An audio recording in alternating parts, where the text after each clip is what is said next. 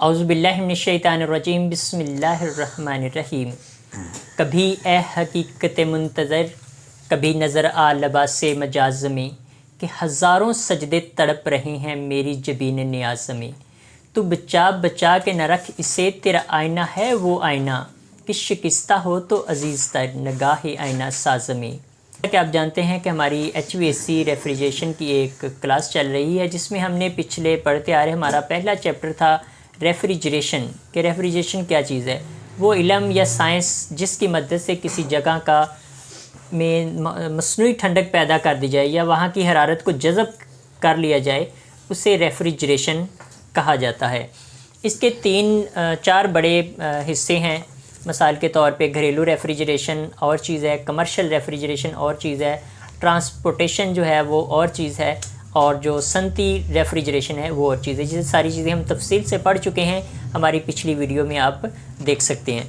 आज जिस टॉपिक पे हम पढ़ेंगे वो है रेफ्रिजरेशन की अक़साम, यानी मसनूई ठंडक पैदा करने की कितनी अक़साम है, कौन कौन से ऐसे ज़रिए हैं जिनके ज़रिए हम मसनूई ठंडक पैदा कर सकते हैं। तो इसमें सबसे पहला सिस्टम जो है और सबसे मकबूल सिस्टम, जो सबसे कामयाब सिस्टम है, वो है कंप्रेशन सिस्टम, यानी जिसके अंदर कंप्रेसर लगा होता है उसे कंप्रेशन सिस्टम कहते हैं। नंबर 2 है अब्ज़ॉर्प्शन सिस्टम। अब्ज़ॉर्प्शन सिस्टम कहते हैं कि ये एक बड़े चिल्लर, बड़े प्लांट पे ये लगाया जाता है, यानी ये घरेलू नहीं होता, ये बड़े बिल्डिंग वगैरह में, बड़े हाल में लगाया जाता है। आगे स्टीम जेट सिस्टम, यानी कूलिंग करवाने के रेफ्रिजरेशन के आगे पार्ट्स हैं। जिस तरह मैंने आपको बताया कि AC है, एयर कंडीशनर है, उसके आगे 4 फैक्टर हैं कि इसका काम क्या है। इसी तरह जो रेफ्रिजरेशन है, इसकी भी आगे किस्में हैं कि किस किस ज़रिए से हम रेफ्रिजरेशन कर सकते हैं, किस किस ज़रिए से हम हीट को जज़ब कर सकते हैं चीज़ों में से। पहले नंबर पे था कंप्रेशन सिस्टम, दूसरे नंबर पे अब्ज़ॉर्प्शन सिस्टम, तीसरे नंबर पे स्टीम जेट सिस्टम और चौथे नंबर पे इलेक्ट्रिक थर्मोकपल सिस्टम। सबसे पहले हम आज पढ़ेंगे कंप्रेसर सिस्टम। इस किस्म के रेफ्रिजरेशन सिस्टम में रेफ्रिजरेशन साइकिल को चलाने के लिए कंप्रेसर इस्तेमाल किया जाता है। ये कंप्रेसर रेफ्रिजरेंट को सेक्शन लाइन से हासिल करता है और उससे दबाव और दर्जा हरारत को ज़्यादा करके डिस्चार्ज लाइन में दोबारा सिस्टम में भेज देता है। इसकी तारीफ़ लिख लीजिए, इतनी ही काफ़ी है। इस सिस्टम में, इस जो कंप्रेसर सिस्टम होता है, इस सिस्टम की जो तारीफ़ होगी, इस किस्म के रेफ्रिजरेशन सिस्टम में रेफ्रिजरेशन साइकिल चलाने के लिए कंप्रेसर इस्तेमाल किया जाता है। ये कंप्रेसर रेफ्रिजरेंट को सेक्शन लाइन से अपने अंदर हासिल करता है, यानी सेक्शन करता है, और उसे दबाव और दर्जा हरारत दोनों चीज़ें बढ़ाकर दोबारा डिस्चार्ज लाइन के ज़रिए सिस्टम में भेज देता है। रेफ्रिजरेशन साइकिल सिस्टम के अंदर रेफ्रिजरेंट के दौरे को रेफ्रिजरेशन साइकिल का नाम दिया गया है। यानी कि जो गैस है वो जैसे अंदर घूमती है, यानी डिस्चार्ज से निकलती है और दोबारा सेक्शन में कंप्रेसर के अंदर जब वापस आती है, इस पूरे प्रोसीजर को क्या कहते हैं? Refrigeration cycle. एक वो साइकिल जिसे आप बाईसाइकिल कहते हैं, यानी घुमाना किसी भी चीज़ को। एक ये भी साइकिल है कि गैस जो है वो डिस्चार्ज से निकली और सेक्शन से दोबारा आई। इस सिस्टम को क्या कहते हैं? Refrigeration cycle. जी दोस्तों, जैसा कि हम पढ़ रहे थे कि रेफ्रिजरेशन जो साइकिल होता है, डिस्चार्ज लाइन से गैस निकलती है और दोबारा सेक्शंस में वापस आती है, एक पूरा प्रोसीजर करके। तो इस पूरे प्रोसीजर को, पूरे साइकिल को हमने जो नाम दिया है वो है रेफ्रिजरेशन साइकिल। अच्छा, जब रेफ्रिजरेंट सिस्टम में दौरा करती है तो ये मुख्तलिफ़ हालतों में से इसे गुज़रना पड़ता है, यानी किसी जगह पे ये किस हालत में होती है, किसी हालत में ये किस हालत में होती है, यानी मुख्तलिफ़ हालतों में तब्दील होती है। मुख्तलिफ़ हालतों में तब्दील करने के बाद दोबारा अपनी शुरू वाली हालत में लौट आती है। कंप्रेशन सिस्टम में रेफ्रिजरेशन साइकिल की बुनियादी तौर पर 4 अज्ज़ा पर मुश्तमिल होता है, यानी गैस डिस्चार्ज से निकली और दोबारा सेक्शन तक आने में, यानी ये पूरे उसके कितने हिस्से हैं? 4। जिस तरह AC के 4 मेन हिस्से हैं, कौन कौन से हैं भला? AC के 4 फैक्टर कौन कौन से हैं? शाबाश, एक एक करके बताओ। हाँ जी। हवा में नमी को कंट्रोल करना, शाबाश, हवा में दर्जा हरारत को कंट्रोल करना, शाबाश, हवा में गर्दो गुबार को कंट्रोल करना, शाबाश, हवा में मौजूद हवा की स्पीड को कंट्रोल करना, शाबाश। इसी तरह जो कंप्रेशन सिस्टम है इसके भी 4 हिस्से हैं मेन जो हैं, बाकी तो और भी बहुत हैं इसमें, थर्मोस्टेट है, रिले है, ओवरलोड है, लेकिन जो 4 बड़े हिस्से हैं वो हमेशा हर बंदे को इजीली आने चाहिए। Number 1 compressor. कंप्रेशन सिस्टम में इसके आगे 4 हिस्से हैं। नंबर 1 है कंप्रेसर, नंबर 2 है कंडेंसर, नंबर 3 है रेफ्रिजरेंट कंट्रोल और नंबर 4 है इवापोरेटर। ये चारों हिस्से लिख लें आप। Number 1 compressor, number 2 condenser, number 3 refrigerant control और नंबर 4 इवापोरेटर।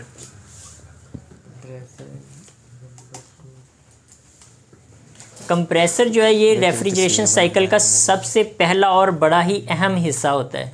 कंप्रेसर जो होता है रेफ्रिजरेशन साइकिल का सबसे अहम, सबसे पहला और सबसे अहम हिस्सा होता है। इसका काम रेफ्रिजरेंट के दबाव को ज़्यादा करना है और कम दबाव, कम दर्जा हरारत वाली रेफ्रिजरेंट को low pressure super heated vapour को सक्शन लाइन से अपने अंदर खींचना है और उसे प्रेस करने के बाद दोबारा दर्जा हरारत बढ़ाकर यानी high pressure super heated vapour में तब्दील करके डिस्चार्ज लाइन की तरफ कंडेंसर में भेज देता है।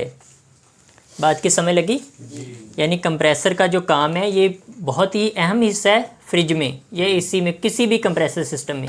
वो 52 टन का यूनिट हो सकता है, वो 10 टन का हो सकता है, वो एक वाटर डिस्पेंसर हो सकता है। उसका जो मेन पुर्जा कौन सा है? कंप्रेसर। जिस तरह इंसानी दिमाग है या दिल है, दिल की मिसाल ले लीजिए कि इंसान का दिल जो है सेम टू सेम वो कंप्रेसर का काम करता है कि दिल क्या करता है कि ब्लड को सक्शन करता है और उसे डिस्चार्ज करता है। हमारी ये नरम लाइनें हैं ना, ये वापस जा रही हैं और एक इस तरफ लाइनें इसके अंदर, उसको हम पंच नहीं कर सकते यानी दबा नहीं सकते। अगर वो दबेंगी तो हमें फ़ौरन दिल का अटैक हो सकता है क्योंकि वो दिल से आ रही हैं। और ये जो नरम वाली हैं ये वापस जा रही हैं दिल की तरफ। ये समझ लें कि सेक्शन लाइन है। और ये जो हैं ये जहाँ पे अगर आप अपने बाजू में देखेंगे इस जगह पे वाज़िया वो नज़र आ रही होती हैं, ठीक है। इनको हम, ये बहुत हार्ड होती है, समझ लें कि हड्डी की तरह, ठीक है। इनको हम दबा नहीं सकते। ये डिस्चार्ज लाइन है और ये क्या है? Section line. जो हमारा दिल है वो किस का काम कर रहा है? कंप्रेसर का काम कर रहा है। और कंप्रेसर का जो काम क्या है कि वो लो प्रेशर, हाई प्रेशर दो काम करता है, लो प्रेशर और लो टेम्परेचर। लो प्रेशर और लो टेम्परेचर वाली गैस को सेक्शन करता है और ज़्यादा टेम्परेचर ज़्यादा प्रेशर में डिस्चार्ज करता है। ये आप बेशक किसी को पंजाबी में भी बता देंगे ना, या आपको इसके बारे में पता होना चाहिए कि जब ये अपने अंदर देखें सेक्शन लाइन में क्या होता है, टेम्परेचर भी नहीं होता, ठंडी होती है और उसमें प्रेशर भी नहीं होता। एसी में 60-65 प्रेशर होता है, फ्रिज में 0 से 5-7 तक होता है। और सेम कंप्रेसर के आउट पे वही गैस गर्म भी हो जाती है डिस्चार्ज और उसका प्रेशर भी 300-400 तक चला जाता है। गैस वही होती है लेकिन कितना फ़र्क पड़ जाता है। कंप्रेसर का असल काम का पता चल गया?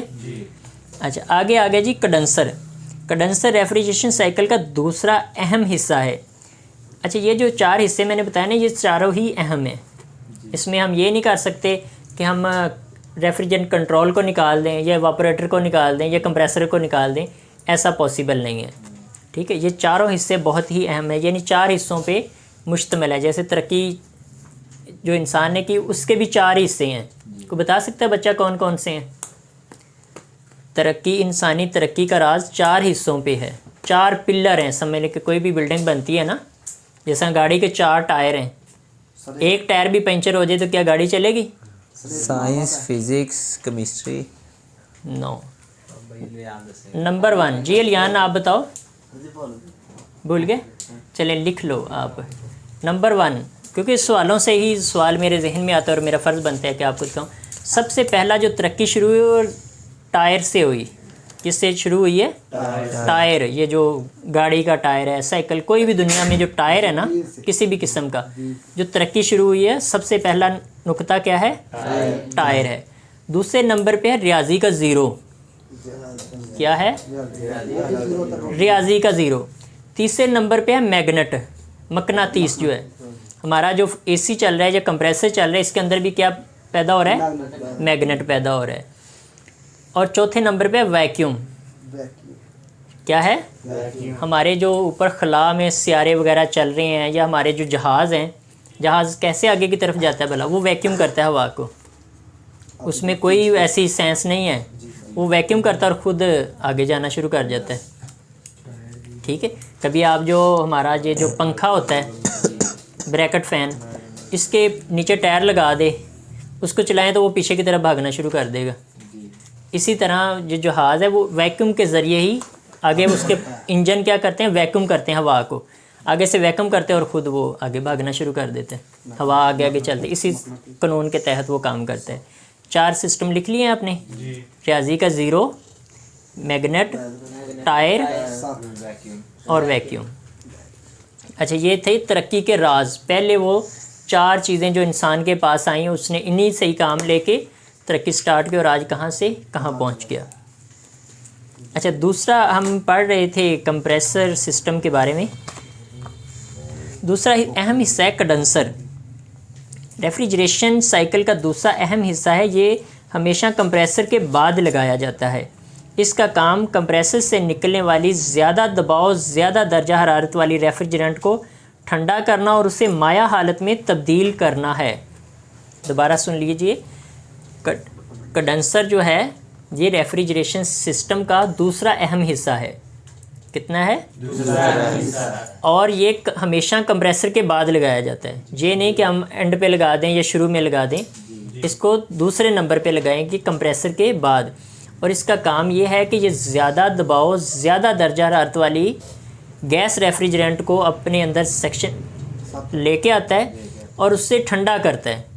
रेफ्रिजरेंट को क्या करता है? ठंडा करता है और उसे माया हालत में तब्दील करता है। माया समझते हैं? लिक्विड हालत, यानी पानी की शक्ल में। जिस तरह हवा है ना, हवा को क्या करना है? पानी की शक्ल में करने के अमल ये क्या चीज़ करती है? कौन सा पुर्जा करता है?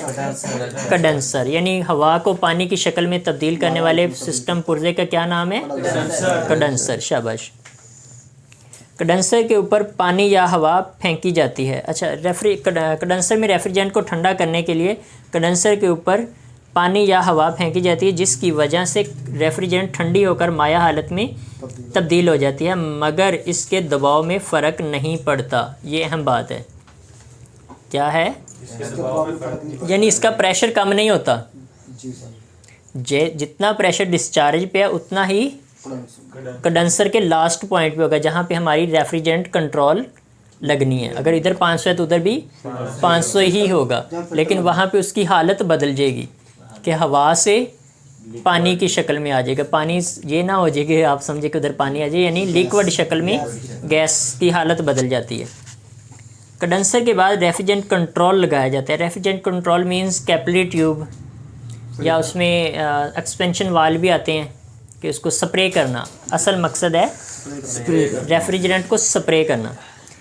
इस काम का माया रेफ्रिजरेंट के बहाव को कंट्रोल करना है। इसका जो असल काम है वो है माया रेफ्रिजरेंट के बहाव को कंट्रोल करना और उसे ज़रूरत के मुताबिक इवापोरेटर में दाखिल करना है। नेज़ा रेफ्रिजरेंट कंट्रोल ज़्यादा दबाव वाली माया रेफ्रिजरेंट को कम दबाव वाली माया रेफ्रिजरेंट में तब्दील करता है, ताकि कम दबाव की वजह से माया रेफ्रिजरेंट और इवापोरेटर में पहुंचकर जल्दी खोल सके और ज़्यादा से ज़्यादा हरारत अपने अंदर जज़ब कर सके। रेफ्रिजरेशन साइकिल का सबसे आखिरी हिस्सा इवापोरेटर है।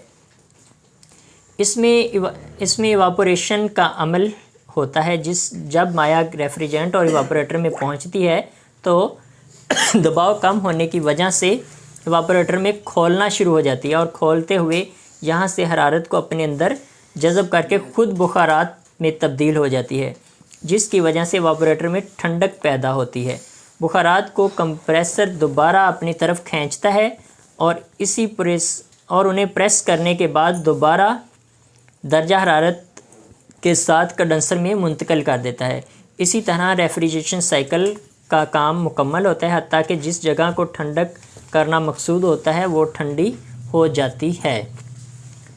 इवापोरेटर की समझ लगी जी भाई।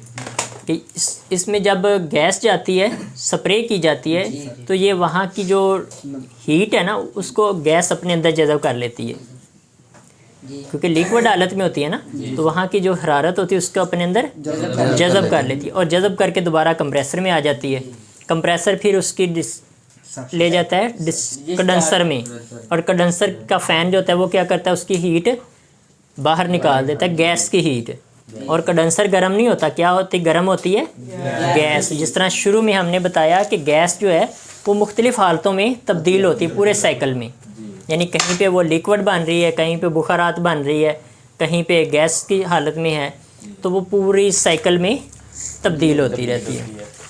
चलिए इंशाल्लाह कल हम आगे पढ़ेंगे कंप्रेसर क्या चीज़ होती है। आज ये हमने क्या पढ़ा है, रेफ्रिजरेंट नहीं, रेफ्रिजरेशन के 4 जो अहम हिस्से हमने पढ़े हैं, कंप्रेसर, कंडेंसर, रेफ्रिजरेंट कंट्रोल और इवापोरेटर। कल इंशाल्लाह हम कंप्रेसर के बारे में तफसील से पढ़ेंगे कि कंप्रेसर क्या चीज़ है, कंप्रेसर किसे कहते हैं, कंप्रेसर कितनी किस्म का होता है। इंशाल्लाह इस पर तफसील से वीडियो बनाएंगे। बहुत शुक्रिया। अस्सलाम वालेकुम।